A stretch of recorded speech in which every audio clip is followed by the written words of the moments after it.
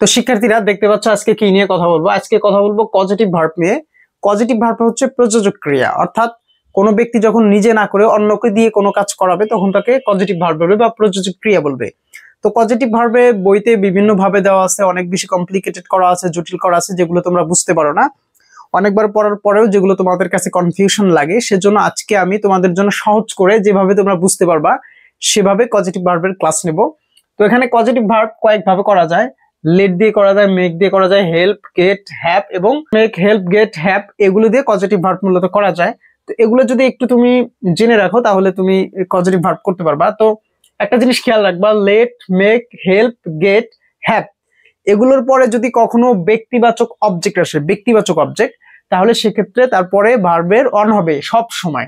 এগুলোর পরে এগুলো পাস্ট টেন্সে থাকতে পারে, এটা লেট থাকতে পারে, এটা মেড থাকতে পারে, এটা হেল্প থাকতে পারে, এটা গোট থাকতে পারে, এটা হ্যাড থাকতে পারে। তো সে যাই থাকুক, এগুলোর পরে যদি ব্যক্তিবাচক অবজেক্ট আসে তাহলে অবশ্যই তুমি ভার্বের বেস ফর্ম দিবা। আর একটা জিনিস হচ্ছে গেট এবং হ্যাভ, এটার পরে যদি ব্যক্তিবাচক অবজেক্ট না এসে বস্তুবাচক অবজেক্ট আসে তাহলে এটার পরে তুমি ভি এর 3 দিবা এবং এরপরে এক্সটেনশন দিবা। এটা কিন্তু রাজশাহী বিশ্ববিদ্যালয়ে কিন্তু কোশ্চেন এখান থেকে আসেই, মাস্ট আসে, এটা কিন্তু সিলেক্টেড টপিক, তো এটা খেয়াল রাখতে হবে।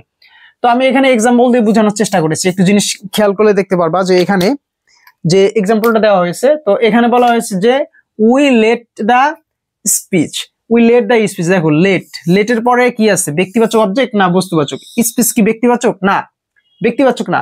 তাহলে এটার পরে কি হবে? ডিক্লেয়ার হবে, ডিক্লেয়ার, এই যে এটা হবে ডিক্লেয়ার হবে, ঠিক আছে।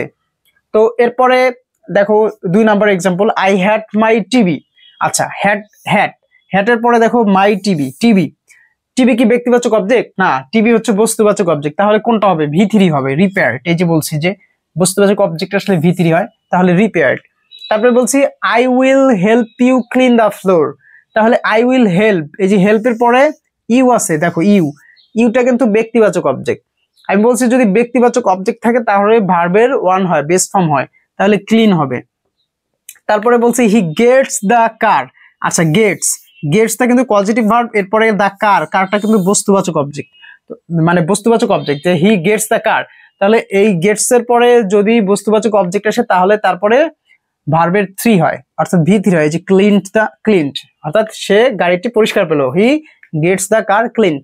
তো এটা যদি একটু খেয়াল করতে পারো অথবা স্ক্রিনশট নিয়ে রাখো অথবা নোট করে রাখো, তাহলে ভর্তি পরীক্ষাতে পজিটিভ ভার্ব নিয়ে যত ধরনের প্রশ্ন আসে তুমি ইনশাল্লাহ এখান থেকে করতে পারবা। তো ধন্যবাদ সবাইকে সাথে থাকার জন্য। আল্লাহ হাফেজ।